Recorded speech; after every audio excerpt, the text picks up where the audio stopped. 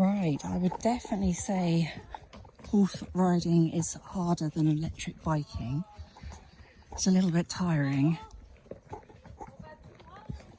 Tout droit.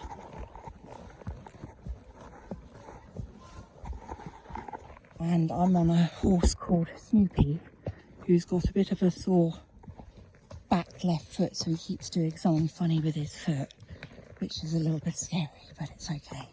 And I think he's getting a bit tired now. The worst, not the worst thing, but the thing to look out for here is the overhanging branches that hit your head on. And there's one of the lady guides in front, and I'm going to reverse the camera, and you should see behind me, you should see, oops,